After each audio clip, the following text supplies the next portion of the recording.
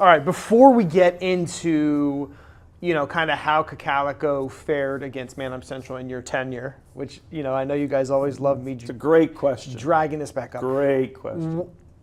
Put your mind back in your head coaching days, when you knew Manheim Central was coming up next on the schedule, week 2, week 5, week 10, right? Or just in fact playing Manheim Central as a team. What kind of feelings and gut reactions does that bring back? Well, I'd say a little bit of anxiety. You had to be on your game to compete in that game. Like, you had to physically be ready. You had to mentally be ready. It was just, they brought out the best in us, and I'd like to think that we brought out the best in them. And the word that comes to mind is just anxiety. Okay, and was it their style? Was it the athletes? Was it the experience of the coaching staff over there? Well, I don't know. I'd say it would be a little bit of everything. Like, my first year as head coach was 2004. They were just coming off of a state championship in 2003. That's right. I mean, you don't even have to go to 2003. You just look at the tradition and how successful they've been in the late 80s, all of the 90s, early 2000s. I mean, it was, if you wanted to compete for any kind of section championship or anything, it went through Manheim. And whether it's their physicality, whether the kind of athletes they had, great coaching, community support, they had it all. Yeah. All right, so you show up on the scene as head coach in 2004, but you had been with the Cocalico program, assistant for Coach Kaufman, right? You show up in 2004, you guys get bumped up into Section 2. You had literally then played them every year until you retired here as Cocalico's head coach. Who was the actual Cocalico main rival at the time? Because it wasn't Manheim. Prior to going into 2004, well, we were in Section 3. So I would say, Donegal was always a section rival. Back then, Columbia was a section rival. Elko was a section. So we didn't really have a per se rival. I mean, Ephrata should be our rival, but there were a number of years when we didn't play Ephrata in the mid to late 90s. We didn't play them, I want to say from 93 on, we didn't play them till maybe 2000. Okay. So it was a long time in between those games. Right. I would have thought they would have been a rival, but you guys were in different sections, right? And we just didn't play for whatever reason. So you go on this run now, you're playing Manheim every year, and as a fresh new head coach, it's not quite going Cocalico's way. Do you remember the first year you guys got a win against Manheim Central? Yeah, absolutely. Those times, I mean, you want to ask when the first time, I can remember when it was. It was 2010. It was up here in our stadium. But there were a couple other heartbreaks that we had prior to that. I'm sure you'll bring those up at some point in time. But I probably remember the close losses more than I remember that first win. Now, the first win was awesome, and we went on an even year rampage, I'd say. 10 we won 12, we won 14, and I think we won 16. Okay, so we had some even years. We were decent. In the odd years, they'd always get our number. And it didn't matter records. We were usually competing for a section championship, but there were times when we might not have been our best. And there was a year or two when they were not. It was Solanco or it was someone at E-Town one year. So it's funny that you remember that, just all those, after all these years of being away from it. I can remember the worst one, the one that still, keeps you up at night, is the 2000 and 2009 game is the one that keeps me up at night, when we played them. I don't know, it was week 3 or week 4, and I had seen them play Catholic, and they demolished Catholic. I'm like, I don't know how we're going to compete. I mean, they had it all. They were awesome, and for whatever reason, we played a great game that night, and we had a 14-7 lead in, I want to say, less than 5 minutes to go in a game. Matt Carty breaks an outside veer, stiff arms a kid, and he's running down the sideline. He's inside, he's inside the 20-yard line, and at this point in time, we had a 14-7 lead. I'm like, oh my gosh, we're going to go up 21-7. Even I can't screw that up. The kid that he did it, I got to remember his name. He doesn't give up on the play. He trails Carty the whole way, and at the 7-yard line, he pops him from behind, fumble the ball, instead of going out of the bound. This is started at the 7, goes out the back of the end zone. Oh, man. Touchback. So, touchback. Instead of 21-7 Eagles, it's 14-7. They get the ball, they take it down, they score. We get the ball, we don't do diddly poo. We punt to them, they run a couple plays, they bring out the field goal unit without a timeout and kick a 42-yard field goal to win 17-14 with 2.7 seconds to go. So yeah, I can see those So things. ask me if I remember any of those games. I know, they weigh on you. But I did want to bring up the 2010 game because that's the Spencer Moser, Austin Hartman game, right? Yes, Spencer Moser making his first career start as a freshman at quarterback, and he played a great game. Austin had a great game.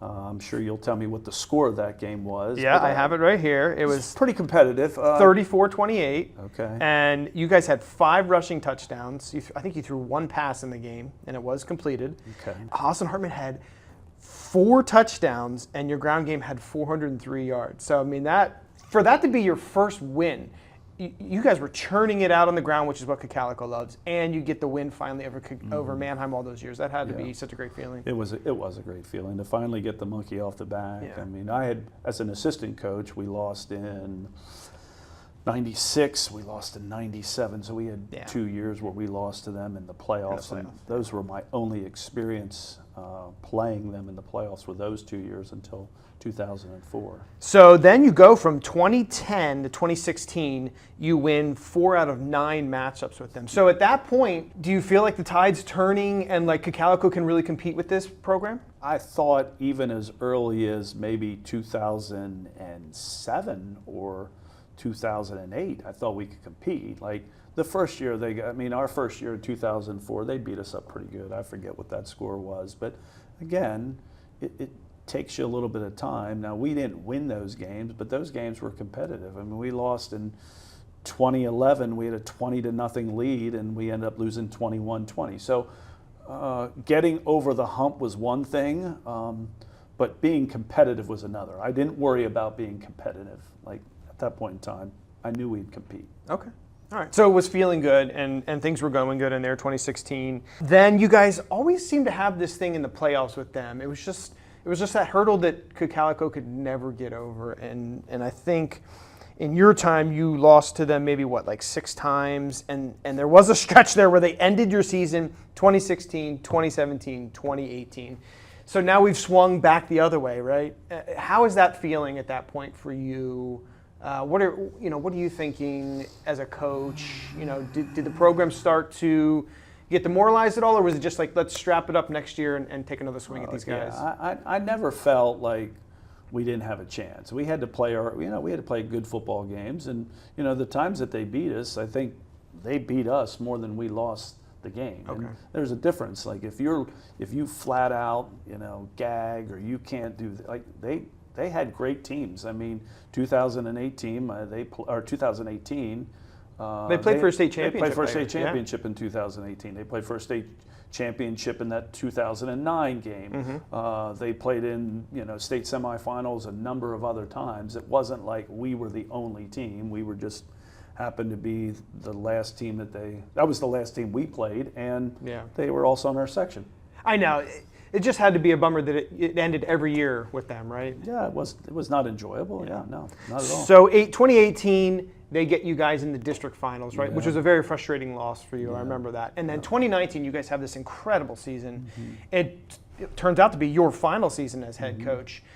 You don't get the showdown in the playoffs. I feel like the program wanted it. Did you guys want that for payback reasons? Oh, I mean, you just want it because, it's Manheim Central, and that for years they've been putting it to you and ending your season. And at that point in time, we were playing our best football. It would have been nice to play them in the playoffs. They ended up, I think they lost to Warwick, and we ended up playing Warwick in a semifinal. Semis, yep. Yeah, so, 2 quality teams. That game could have gone either way, I think. But no, I would have loved to have played Manheim in 19, but it just wasn't meant to be. Yeah, they got you in the regular season, so I'm sure you wanted to get some payback. Yeah, absolutely. You guys get to the state semis that year, and then ultimately, in a bid to get to the first ever finals for the program, right?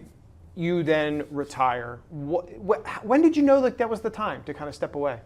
I would say the last couple years there was thought about it, and then I had talked to Coach Stroll. Coach Stroll, I thought would be the heir apparent. I wanted him to be the heir apparent. He was probably the only one on the staff that wanted to be a head coach, and we had talked. I mean, and there's a couple situations, like the one that I knew I was like, oh boy, this is changing. My family, like Sundays, we'd play the game Friday. We'd come back here and we'd watch the film till 2 or 3 in the morning, and then Coach Stroll and I were usually the last ones. We'd leave, get home at 3, and Saturday you're just worn out. You're just tired. You don't do anything. Sunday you get up and you go to church. You do your thing, and like Sunday's all day film. You're getting ready for the next game. So I can remember, I don't know, maybe 2015, 16, somewhere in there. It's a September Sunday. My family's all outside enjoying themselves in the pool, and I'm watching film. And they're laughing and carrying on. Like, I'm starting to get angered. Like, I want to be outside enjoying the pool, but I couldn't enjoy the pool. So at that point in time, I'm like, I'm not going to be angry. I'm not going to do things half-hearted. Coach Stroll and I talked, and at that point in time, I knew it was going to be sooner than later. So. I wanted to see my son through. I had coached 29 total years, so I wanted to at least see him through his senior year. Did I know it would end the way it did? Absolutely not. I mean, it couldn't have been the only thing that could have been better is maybe getting a couple more points in that state semifinal game, but I wouldn't have been a very good COVID coach. I wouldn't have. Coach Stroll was outstanding during COVID, during the whole mask, during everything. I'm built a little bit differently, and I don't know how well I would have handled that.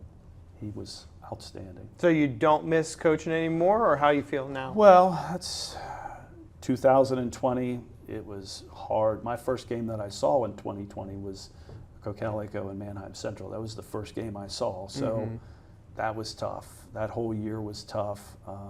2021 was a little easier.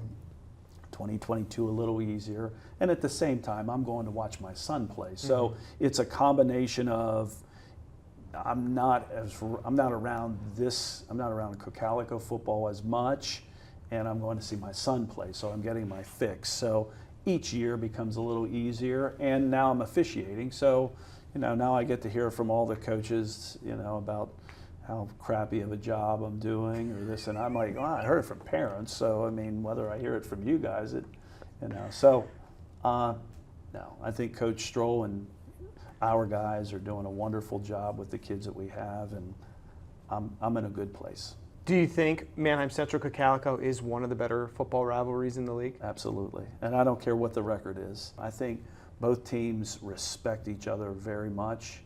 I don't think either team likes each other very much. So when you don't particularly care for each other very much, but you respect each other, you're going to get the best. I mean, there's going to be some hitting going on Friday night, and that's, usually those games there was a lot of hitting.